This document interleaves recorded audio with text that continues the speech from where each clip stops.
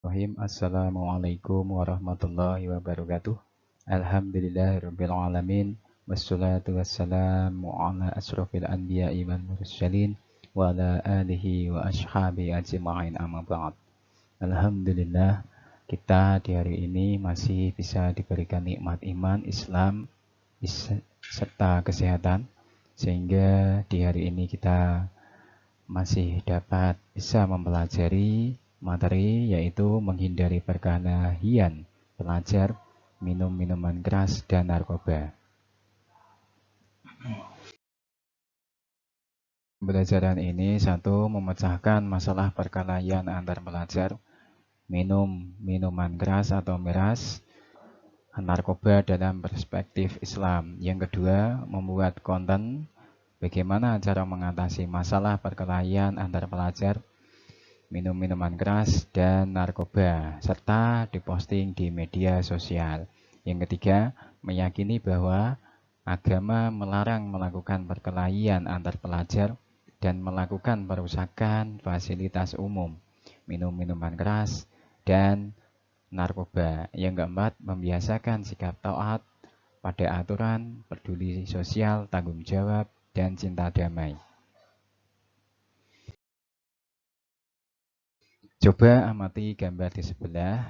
Yang pertama, ya, itu di luar ada sebuah perkelahian, namun salah satu di antaranya tidak ikut terlibat perkelahian tersebut. Yang kedua, gambar meminum minuman keras.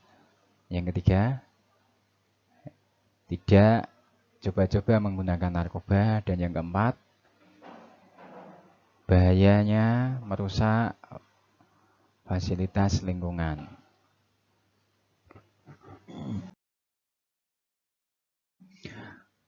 Ya, yang materi yang pertama yaitu perkelahian antar pelajar. Perkelahian antar pelajar berarti banyak istilah yang sering dipakai untuk mengidentifikasi perilaku menyimpang yang biasanya dilakukan oleh pelajar, yaitu perkelahian dan tawuran. Ya, keduanya bagian dari problematika di dunia pendidikan. Perkelahian antar pelajar atau remaja merupakan suatu bentuk tindakan kekerasan atau agresi yang dilakukan oleh suatu kelompok dengan kelompok pelajar yang lain yang berusaha untuk menyingkirkan pihak lawan dengan cara menghancurkan atau membuat pihak mereka tidak berdaya.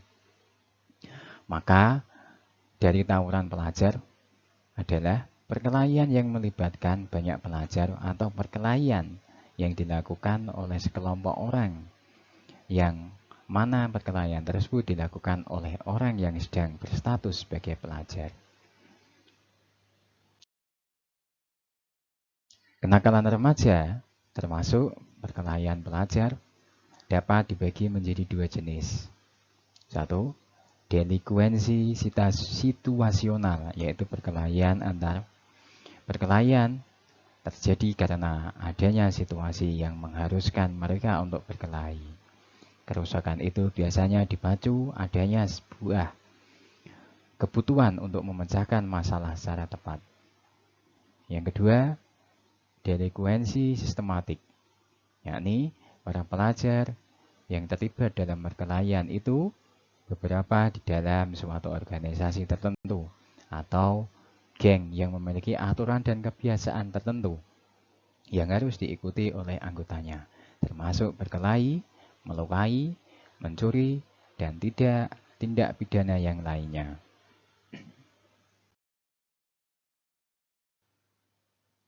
Faktor penting adanya perkelahian pelajar ada beberapa macam. Rasional choice, adanya perkelahian pelajar disebabkan faktor individu, motivasi, pilihan, dan kemauannya sendiri. Yang kedua, social disorganization, perkelahian pelajar disebabkan oleh faktor lingkungan. Yang ketiga, strain, yaitu adanya perkelahian pelajar disebabkan faktor tekanan yang besar dari masyarakat. Yang keempat, differential association, yaitu adanya perkelahian pelajar disebabkan faktor salah pergaulan. Yang kelima, labeling. Adanya perkelahian pelajar disebabkan faktor terbiasa, dicap sebagai pelajar yang nakal. Yang keenam, maleponemenon, yaitu adanya perkelahian pelajar disebabkan faktor jenis kelamin, bahwa anak laki-laki lebih nakal dibandingkan anak perempuan.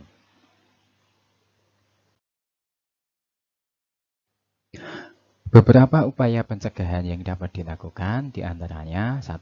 Memberikan kesempatan yang banyak agar pelajar dapat mengembangkan segala minat, bakat, dan potensinya. 2. Bentuk perkembangan pelajar di lingkungan sekolah dengan baik, sebab sekolah berfungsi sebagai sarana pendidikan, bimbingan, dan sebagai tempat perlindungan jika ada problema yang muncul. Yang ketiga, pentingnya membentuk banyak organisasi atau lembaga yang memadai aktivitas pelajar atau anak, baik di lingkup sekolah, misalnya OSIS, dan segala subunitnya. Yang keempat, melakukan usaha untuk meningkatkan kemampuan pelajar atau remaja di bidang tertentu, sesuai dengan bakat dan minatnya masing-masing.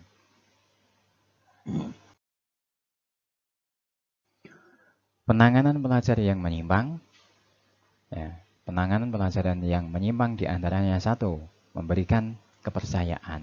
Sang pelajar harus memiliki kepercayaan kepada pihak-pihak yang mau membantunya. Bisa jadi wali kelas, guru BP, guru agama, dan lainnya yang dianggap sebagai tokoh pelopor hidupnya.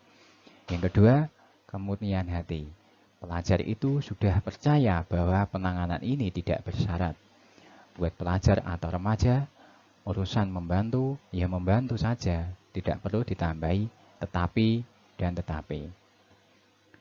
Kemudian, kemampuan mengerti dan menghayati empati perasaan pelajar atau remaja disebabkan posisi yang berbeda antara anak pelajar dengan orang tua, guru. Sulit bagi orang dewasa berempati kepada pelajar. Yang keempat, memiliki nilai kejujuran.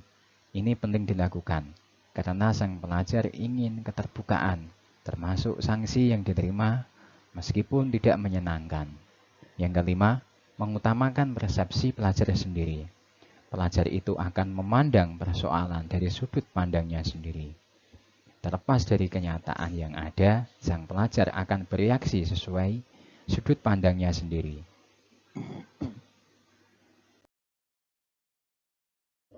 Apapun alasannya, mengambil jalan kekerasan tidak dibenarkan dalam Islam. Tindakan kekerasan itu bukan perwujudan dari Islam. Jika ingin membela kebenaran, harus menggunakan cara-cara yang benar juga. Tidak asal bela saja. Sementara kebenaran disampingkan. Sebab sebagai pelajar muslim, kita semua diingatkan dengan visi dan misi Islam sebagai agama yang damai, santun, dan menjadi rahmat untuk semesta alam, yaitu Islam yang rahmatan lil alamin. Sebagaimana firman Allah dalam Quran surat Al-Anbiya ayat 107, A'udzu billahi minasyaitonir rajim. Wa ma arsalnaka illa rahmatan lil alamin.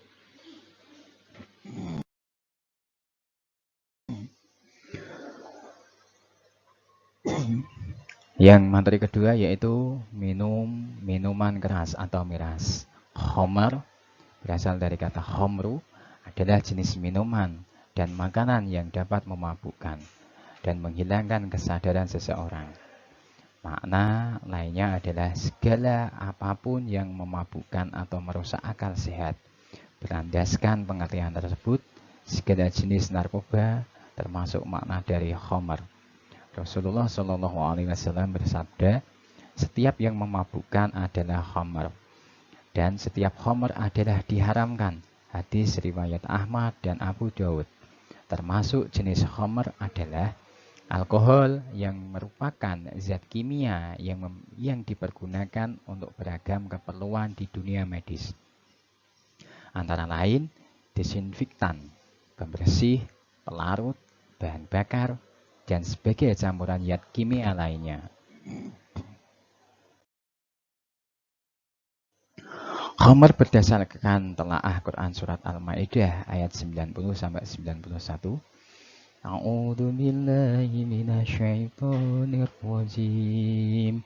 Ya ayyuhalladzina amanu innamal khamru wal maisir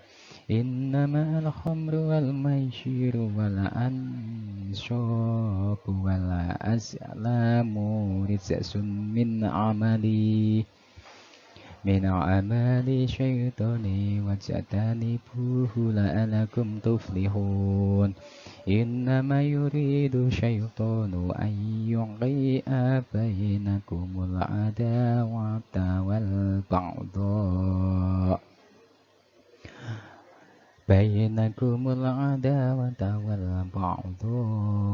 fil khairi wal maisiri wa yasuddakum wa an dzikrillah wa 'anis salati fahal antum muhtahun.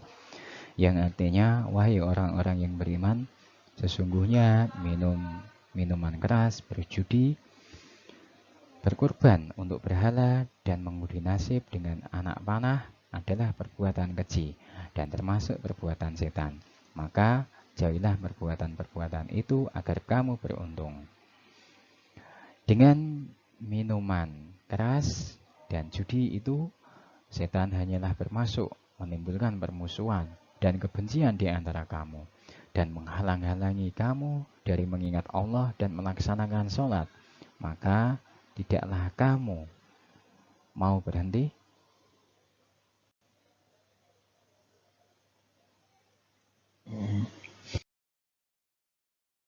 Isi kandungan ayat-ayat tadi antara lain yaitu ayat ini merupakan ayat terakhir yang membincangkan tentang keharaman khamar dan judi. Melalui ayat ini nyata, jelas dan tegas tentang keharamannya. Sudah tidak ada toleransi lagi seperti telah dikemukakan terdahulu. Yang kedua, Allah Subhanahu wa Ta'ala tidak serta-merta mengharamkan sesuatu, tetapi terlebih dahulu mengajak pola pikir dan jiwa manusia untuk bersama-sama menilai kenapa sesuatu itu menjadi wajib dan diharamkan. Kedua, ayat ini merupakan rangkaian aturan bagi umat agar menjauhi khamar atau miras, judi, berkorban atau mempersembahkan sesuatu untuk berhala, mengundi nasib dengan anak panah. Semua itu adalah tradisi jahiliyah yang sia-sia dan termasuk rijes, yakni perbuatan keji, kotor, jijik, dan bukti nyata kebobrokan akhlak atau moral jika itu semua dilakukan. Selanjutnya, larangan perbuatan yang berurutan dimulai khamar, miras, narkoba, sampai mengundi nasib. Menurut Imam Al-Bukhari, ada hikmah dan maknanya. Antara lain, khamar menjadi cara yang paling mudah menghabiskan harta, disusul dengan perjudian yang akan cepat membinasakan harta. Sikap terhadap khamar yaitu langkah kita, 1. Tidak coba-coba memakai atau meminum khamar, miras, karena bahayanya dan madharatnya sangat besar, baik bagi diri sendiri, keluarga, masyarakat, bangsa, dan negara.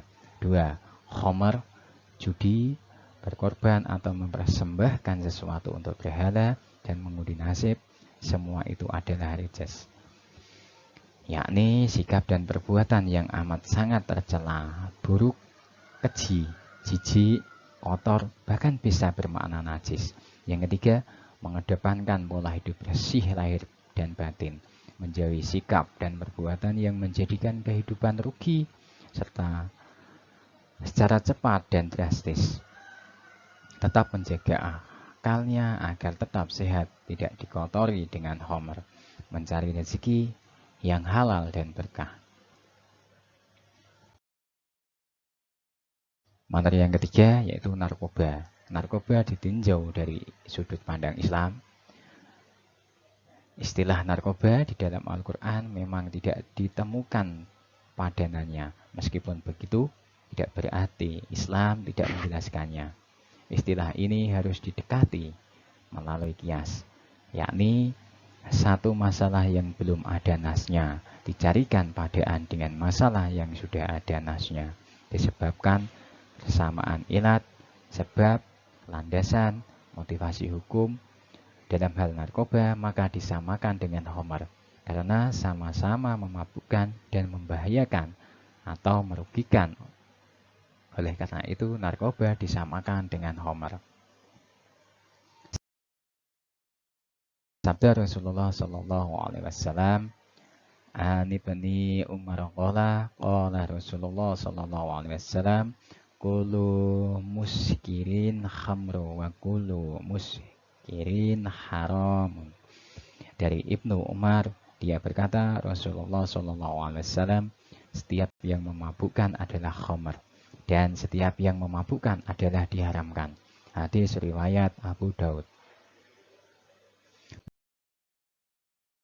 Penyalahgunaan narkoba.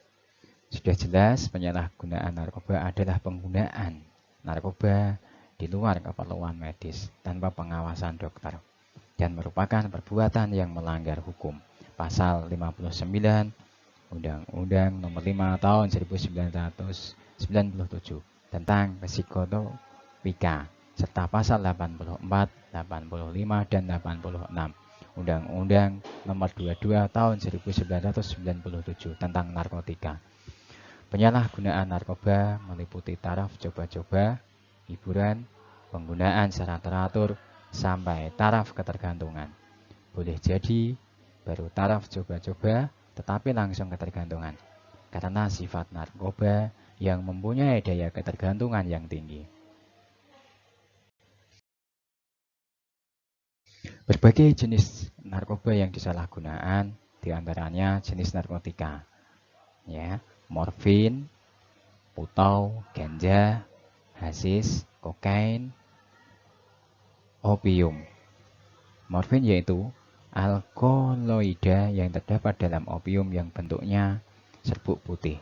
Putau namanya jalanan dan heroin. Berwarna putih dan rasanya pahit jika disalahgunakan. Ganja atau cimeng, marijuana atau cannabis sativa yaitu tumbuhan perduliar yang tumbuh di daerah beriklim tropis atau sedang. Hasis yaitu getah ganja yang dikeringkan dan dipadatkan menjadi lempengan. Kokain, alkaloida dari jenis tumbuhan Erythroxylon oka, yakni tumbuhan di lereng pegunungan Andes. Opium yaitu getah dari kotak biji tumbuhan Papaver somniferum yang belum matang. Jenis psikotropika,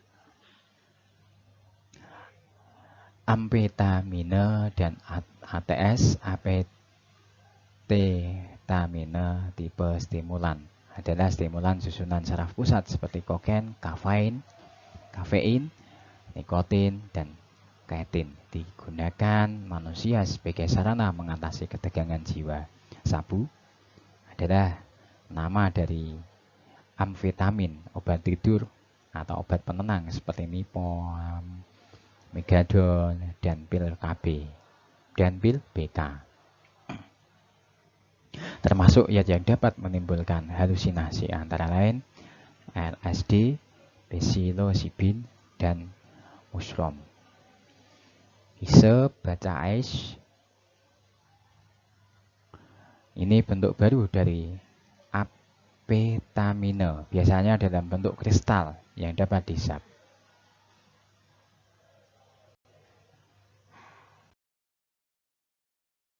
Jenis zat adiktif, nikotin, ia bagian dari tembakau. Setiap satu batang rokok terdapat 1,1 mg nikotin. Sementara nikotin sendiri menjadi stimulan susunan saraf pusat. Selain nikotin, daun tembakau terdapat ratusan zat lainnya, misalnya tar. Alkohol, di dalamnya ada etanol. Kadar alkohol diperoleh dari fermentasi. Di antara alkohol yang sangat beracun adalah metil alkohol.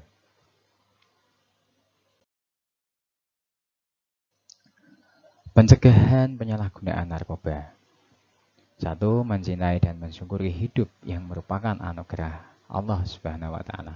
Yang kedua, jangan merokok dan minum minuman keras atau miras karena menjadi pintu awal penyalahgunaan narkoba. Yang ketiga, setiap orang memiliki problema tersendiri. Hadapi dan cari solusinya dengan benar. Jangan malah dihindari dan lari dari masalah, apalagi pelariannya ke narkoba. Yang keempat, memiliki teman akrab itu pilihan. Hanya yang menjadi masalah adalah pengorbanan diri demi pertemanan. Padahal jelas-jelas itu tidak benar, dibuai oleh ajakan, bujukan, dan paksaan teman. Yang kelima, berani berkata tidak, serta menolak ajakan teman untuk menyalahgunakan narkoba atau perbuatan lainnya yang menentang ajaran agama dan hukum. Yang keenam, ciptakan lingkungan keluarga dan sekolah yang sehat, harmonis, peduli, terbuka, penuh perhatian, dan tanggung jawab serta kasih sayang. Demikian materi yang dapat saya sampaikan. Kurang lebihnya mohon maaf. Sekian. Assalamualaikum warahmatullahi wabarakatuh.